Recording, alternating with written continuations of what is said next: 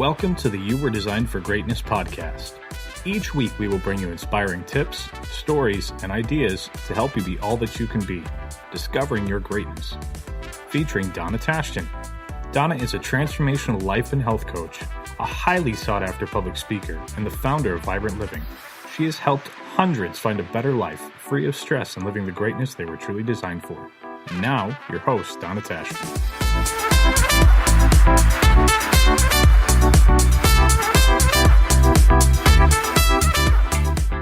Hello, it is Donna, and I would like to welcome you to podcast number 46.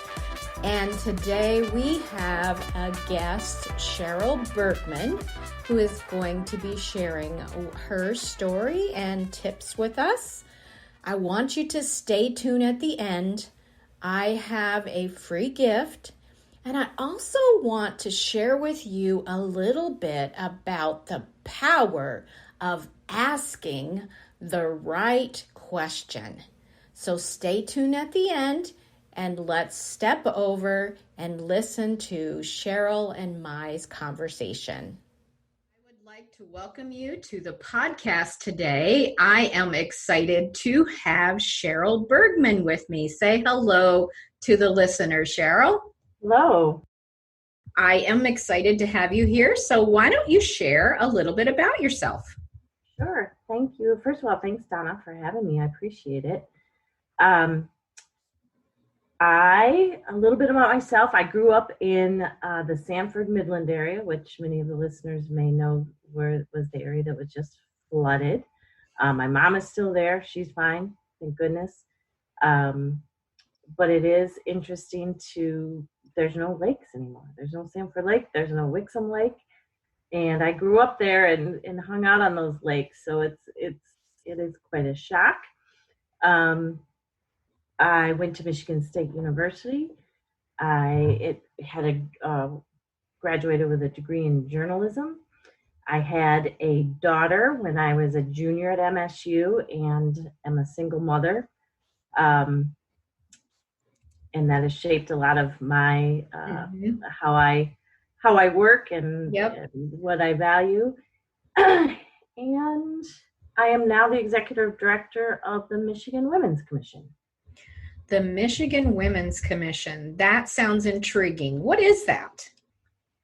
The Michigan Women's Commission was established. It's a 15-member commission, all appointed by the governor. It was established by statute in 1968, and the mission is to survey the women of Michigan, identify problems that confront them, make recommendations for solutions to those problems, and to recognize the achievements of the women in Michigan. And that's the mission, and since 1968 remains the same today. How do you acknowledge their achievements? We have partnered with the Michigan Women's Foundation. They have the Women's Hall of Fame awards each year. And so we participate in the nomination process and amplifying that process and helping to choose and celebrate the women who are nominated and inducted to the Women's Hall of Fame every year. Awesome. That is really neat. I love, as anybody who knows me, giving honor to women who are amazing and what they do. I think you resonate with that because we just work all the time and really don't get recognition for a lot of what we do and how incredible we are. So that is really great. And to be able to, it sounds like it's really intriguing to be able to try to find out what the concerns are of the women in the area, and then also who you can nominate as well. Mm-hmm. And how long have you been doing that? I was appointed by Governor Whitmer in October of 2019 as the executive director of the Women's Commission. So it's fairly new. This has been a fun year for you. Yes. How has all this impacted you? Well, I count myself very lucky that I have a job that I can do from home. I am quarantine partners with my daughter, who is also here and working from home, and it's been great to spend. She spent the last 3 years in Costa Rica with the Peace Corps, so I haven't had her, so it's great to have her here and have a lot of time with her. But it's impacted just the way we work. We were the Women's Commission had started since last fall when I began. The governor wanted to hold conversations with the women around the state, survey them about what their priorities are, and we held 6 of those conversations before everything shut down in early March, and we had like 5 or 6 more planned for March and April. So that stopped.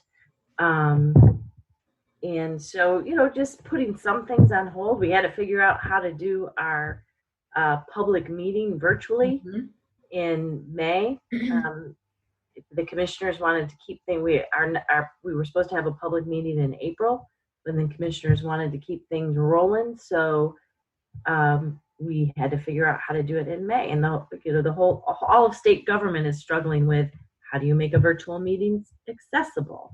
Right. How do you take public comment? So figuring all of that out. So, and I am not the most technological person. I'm not that apt. So this has been a challenge for me to figure out Zoom, figure out Teams. Yes. But it's about time. So it's great for us to learn this, but I think we all had a very steep learning curve. All of a sudden, all the businesses working from home and trying to do meetings and everything that had to shift. But it created a lot of ingenuity and being able to figure out new ways to do things when we couldn't do it the other way. So who's been an influence in your life? Because you've got a pretty big mission that's on your heart to be able to, and the other things that you have done with politics in your life. Who's been some influences in your life to push you in this direction? Well, I would say, number one, my father, who passed in 2011, had an great influence on me and shaping my values. He was a labor leader, president of the Steelworkers in Midland. And so I've always carried those working family values. And he's still in the pole barn where he hung out all the time. He has a sign there that, enjoying your weekend, thank organized labor, which it's just, something that I think that organized labor is something that's essential.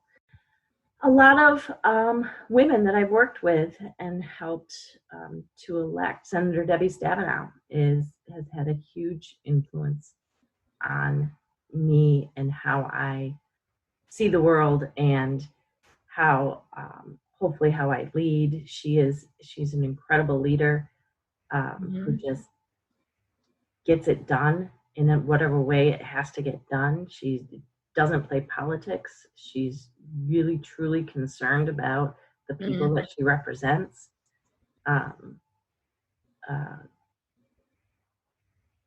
I'll leave it at that. Those are a couple of big. Awesome. And when you think about your life and maybe some of the different challenges, which, with a short podcast, we can't get into all the challenges, but what are some things, either books or words of wisdom, that you can think of at this moment that help you get through? Because a lot of people are facing difficulties right now. Sure. Difficulties never expected to. None of us expected anything like this. What are some things that have helped you through difficult times in your past that are still influencing you today? I'm a meditator. Okay. I consider myself not necessarily religious, but more spiritual. So I do meditate. I guess it's a form of prayer. And I constantly try to keep my ears open and listen to that voice, whatever you want to call that voice. And I do that through meditation.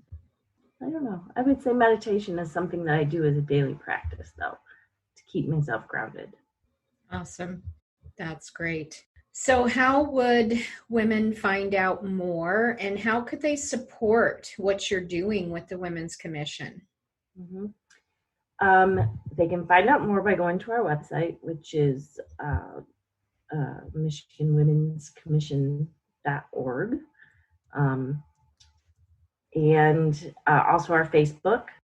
And the way that people can get involved is to participate with some of the things that we're doing. We will continue to do those gender equity conversations around the state as soon as people can get out and about, maybe even virtually. Yep. Eventually. One thing that we are planning to do is, and we're doing, the commission itself has been doing a lot of work around implicit bias, and making sure that we're aware of any implicit bias and how it may affect all the work that we're doing. Confronting implicit bias. We are partnering with the Michigan League for Public Policy. They created a racial equity 21-day challenge that we're going to ask people to participate in, and that's something that so 3 times. So after the first week, we'll do a facilitated conversation virtually to find out what they're learning, how they're feeling, etc. And we'll do that. That's something we're going to roll out here in the next couple of weeks. So that's another way that people can participate right now. Awesome. It's really good to get people talking, and we can always get more understanding and more communication and get each other talking, because when we're talking, things can be worked out. So I love that part of all of that. Any closing thoughts as we wind up here today that you want to say? We will post your information for connections with the podcast.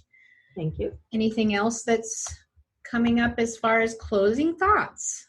I would just say stay tuned. For the Women's Commission, the work that we're going to be engaging in are unlocking opportunities, which are looking at the barriers to women to work. So affordable childcare, accessible childcare, financial freedom, pay equity came up as a number 1 across the state everywhere we went. So that'll be a big push.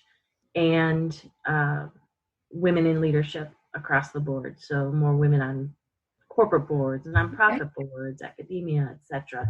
So keep an eye on that. That's our new direction. Awesome. All right. Well, thank you very much.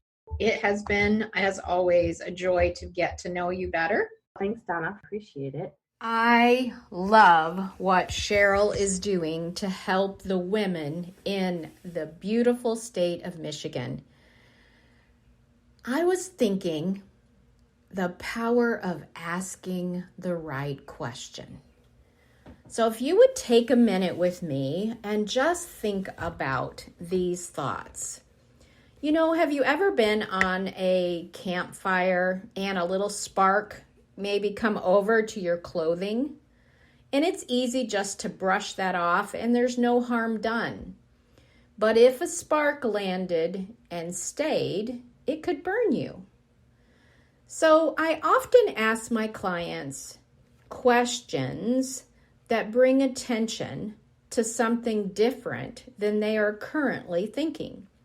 Like, if I ask you what went wrong with your week, you wouldn't share with me good stuff. You would only share with me what went wrong that week. But if I ask you what's gone well, or what are you thankful for, it switches our focus to what is going good instead of what is going bad. You would never think of telling me what was great about wherever you live if I ask you what stinks about where you live. What is bad about it? When we are thinking, we are really asking ourselves internally questions inside our head. There's this inner conversation going on that we ask ourselves all day long. And I'd like you to think about, what questions are you in the habit of asking yourself? If you train yourself to habitually ask and re-ask good questions, then you will get good answers. But if you ask yourself questions like, what's wrong with me? I'm so lonely and no one will ever really want to spend time with me. I'll just never get this done. I'm frustrated with whatever family member, she or he will never. When we talk those inside questions like that, we never get good answers. So I'd like you to think about today the questions that you are asking yourself. What if you said instead, what are the 4 people who love me and celebrate me the most? What have I done well this week, this month, this year? What I really love about my spouse is, and how can I show them appreciation? How can I take better care of myself this week? What are my 4 best strengths? What could I celebrate this week? Where am I learning? Where am I growing? I often think about the questions that we ask, and there is nothing more powerful than asking the right question, because it determines the kind of answer that you will get. So that's my thought for today. As some people like to call, it's a dose of Donna for you to think about. And I mentioned at the beginning, I have a free gift. And this gift is called 3 Tools to Break the Anxiety Cycle. 2020 has been a year of change and shifting and the unknown and a lot of anxiety. This has 3 tools. It's free to break that cycle that gets going in our head. You can get it at my website at iVibrantLiving.com. Again, iVibrantLiving.com, and it is on the homepage. And until next time, with the sun shining, I hope you have a wonderful day. And this is Donna saying, live and love vibrant.